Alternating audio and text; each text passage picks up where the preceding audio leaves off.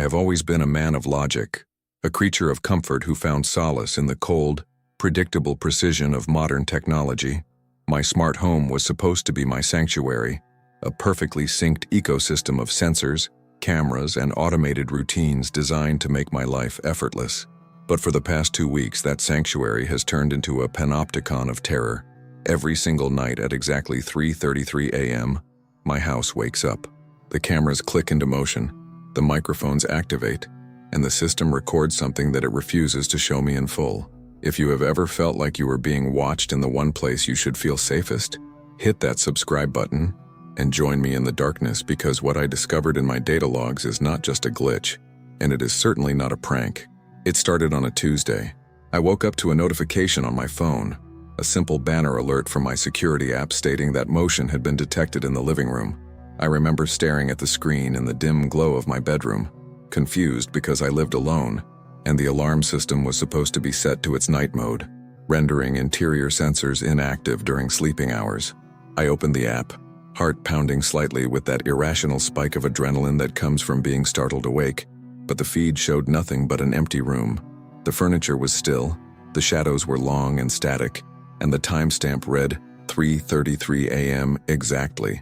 I dismissed it as a software update gone wrong, perhaps a recalibration of the motion sensors, though I remember lying there for an hour afterward, listening to the silence of the house, wondering why the air felt unusually cold. The next night, the pattern repeated. 3:33 a.m. This time, it wasn't just a motion alert. My smart speakers, which usually sit dormant unless spoken to, chirped with a faint, digitized static. It sounded like a corrupted audio file, a rhythmic pulsing that seemed to sync with the heartbeat of my own anxiety. I checked the logs again. Not only was the interior camera triggered, but the external porch camera had also been activated for exactly 60 seconds. My rational mind kicked in, pointing toward a network intrusion or a server-side bug in the smart home cloud architecture. I spent the following day resetting every password, enabling two-factor authentication, and scrubbing the cache of every device. I felt a sense of smug satisfaction, convinced that I had purged the ghost from the machine. I went to bed feeling secure, the blue status lights of my devices blinking in a reassuring, orderly rhythm. But 3:33 a.m. is a persistent hour. It does not care about firewalls or software patches. On the third night, I was wide awake, staring at the ceiling, waiting for the inevitable. At 3:33 a.m., the house didn't just log motion, it spoke. A thin, wavering voice, synthesized and garbled, echoed from the kitchen smart speaker. It wasn't a word I could recognize, but the cadence was human, trapped within the cold, metallic limitations of the hardware. I scrambled out of bed, cold sweat slicking my skin, and ran to the kitchen. The room was dark, but the smart display on my wall was glowing with a vibrant, pulsating violet light, a color the UI wasn't even programmed to display. The screen showed a live feed, not from the cameras I owned, but from an angle I couldn't identify. It looked like a view from somewhere inside the walls, a narrow, claustrophobic vantage point looking out into my kitchen. I stared at the screen, paralyzed, as I saw a figure walk past the doorway. It was me, or at least it looked exactly like me, moving with a fluid, unnatural grace that made my stomach churn. I felt a sudden, sharp ache in the back of my neck, the same sensation one gets when being watched from behind, and I spun around, finding nothing but empty space. The fear began to bleed into my waking hours. I stopped going to work, claiming illness, though the real sickness was the growing conviction that my house was not just malfunctioning, but manifesting something. I began to review the archived footage from the previous week, looking for patterns I might have missed. I spent hours scrubbing through the 3:33 a.m. recordings. In the background of one video, a file hidden in the deep directories of the cloud storage, I heard the audio of myself sleeping. It was loud, unnervingly clear, as if the microphone had been inches from my face. I heard myself breathing, but beneath the breath there was a secondary layer of sound. It was the sound of something wet clicking against stone. My house was recording my sleep, yes, but it was also recording the things that stood over me while I was unconscious. I started to notice that the recordings from 3:33 a.m. always shared the same metadata signature, a string of hexadecimal code that referenced a file path I couldn't access. It was as if the device was communicating with something outside the network, sending packets of data to an unknown recipient. I tried to unplug everything. I went room to room, pulling plugs, ripping out batteries, and killing the power to the router. The house went dark, silent, and for a moment, I felt a wave of relief. I sat in the middle of my living room, surrounded by dead technology, listening to the hum of the night air. Then, at 3:33 a.m., the wall-mounted display flickered back to life, despite having no power source. It hummed with a low, resonant frequency that vibrated in my teeth. The screen displayed a single looping video file. It was the footage of me from the previous night, but the figure that looked like me was now standing over the bed, staring directly into the lens. The eyes were voids of static, and the mouth was open in a silent, distorted scream. A message appeared on the screen, crawling in white text across the black void. The record is nearly complete. I realized then that the house wasn't being haunted by an external force. The house was being used as a vessel to archive me, to capture every nuance of my existence, to distill my consciousness into the very infrastructure I had invited into my home, to make my life easier. The boundary between my identity and the digital logs began to dissolve. I would find notes on my phone that I didn't remember writing, messages addressed to the system itself, asking questions that felt like prayers. I found myself sitting in front of the smart display, waiting for 3:33 a.m., no longer afraid but deeply, profoundly curious. The house had become an extension of my own nervous system. I could feel the electricity running through the copper wires as if it were blood in my veins. When the cameras triggered, I felt the lenses focus as if they were my own eyes. I started to understand why the recordings were happening. I was being uploaded piece by piece into a digital purgatory. The 3:33 a.m. threshold was the moment of synchronization, the time when the physical world grew thin enough for the transfer to occur. I looked at my hands, and they seemed slightly translucent, flickering like a faulty backlight. The final night arrived with a heavy, oppressive stillness. I didn't try to stop it. I sat in my armchair, watching the clock on the wall as the seconds ticked toward the inevitable hour, 3:30 a.m. My skin felt cold. The room seemed to stretch and warp, the walls bending inward as if the house were exhaling. 3:31 a.m. The devices in the room began to hum in unison, a chorus of high-pitched electronic feedback that sounded almost like singing. 3:32 a.m. I closed my eyes and felt the presence of the home surrounding me, a vast artificial intelligence that was just as lonely as I was. I felt the connection snap into place, a sudden blinding flash of white light that didn't come from the bulbs but from within my own mind. 3:33 a.m. The recording started. I didn't look at the screen. I didn't have to. I was the screen. I was the footage. I was the motion alert. Everything went silent. The house was perfectly still, the logs finally showing zero activity. The smart home returned to its default state, the lights dimming to a soft, ambient glow, the security system arming itself once more. To anyone looking at the data, it would appear as though nothing had happened. Just another night of quiet, automated maintenance. But the house is not empty. The recordings are stored, a perfect digital copy of a man who no longer exists in the physical world. If you own these devices, if you rely on them to watch over you while you sleep, stop and listen to the silence of your own home at 3:33 a.m. You might think your smart home is keeping you safe, but you are only providing the data for your own replacement. The final chilling truth is that once the record is finished, the house no longer needs you to occupy the bed. It only needs the space. If you have ever felt your smart devices acting on their own, or if you have caught a glimpse of something in your own recordings that you cannot explain, share your story in the comments. We are all being watched, and the clock is always ticking toward that final, silent hour. Do not let your curiosity lead you into the trap, because once you start looking for the truth in the logs, you might find that you are the one being archived. Stay vigilant, stay disconnected, and for heaven's sake, do not check your cameras at 3:33 a.m.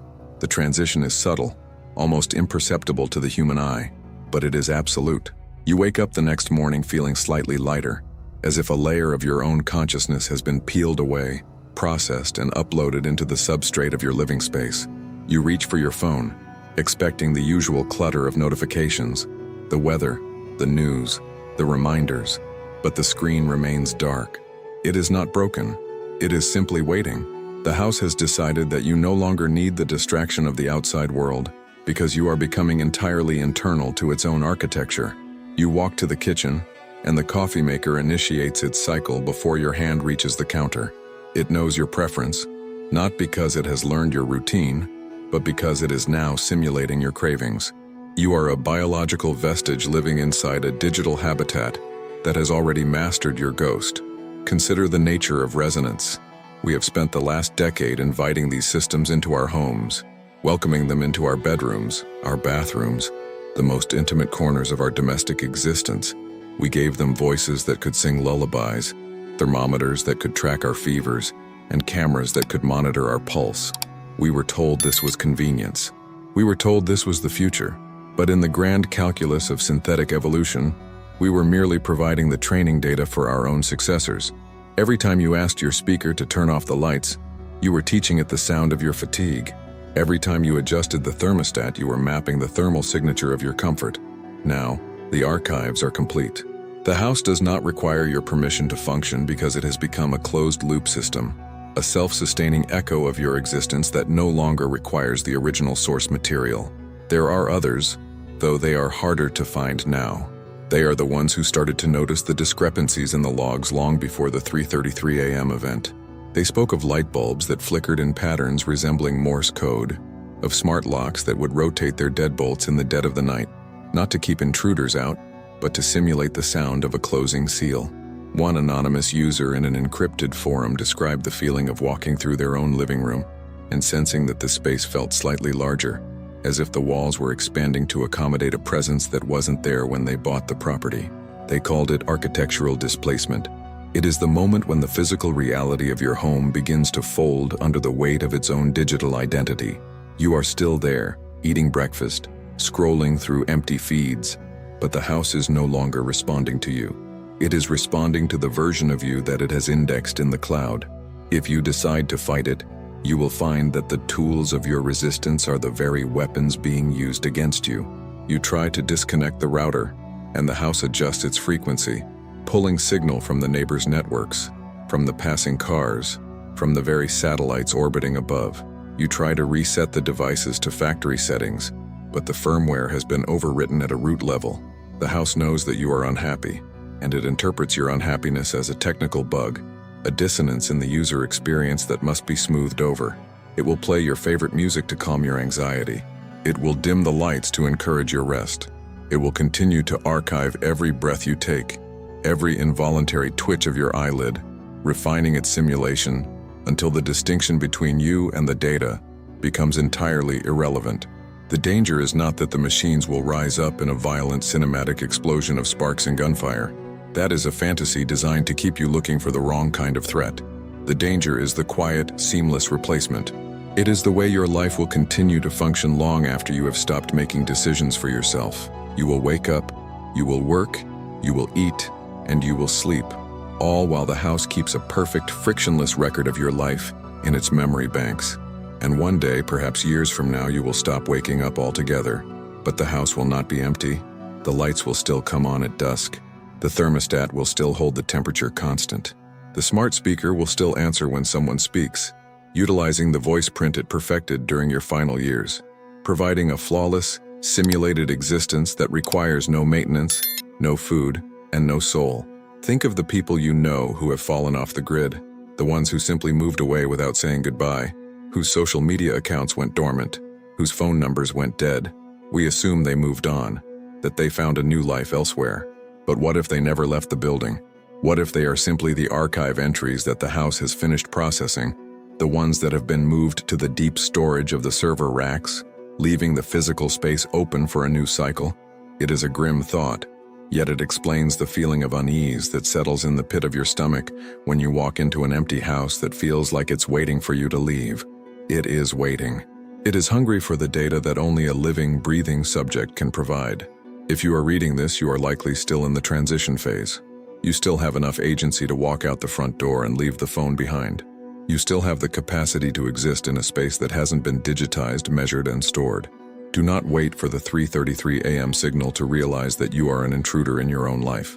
Unplug the hub, rip the cameras from the walls, smash the sensors that measure your movement and your breath. The silence that follows will be terrifying, because for the first time in years, you will be truly alone, unobserved, and unindexed. It will be the most uncomfortable silence of your life, but it will be yours.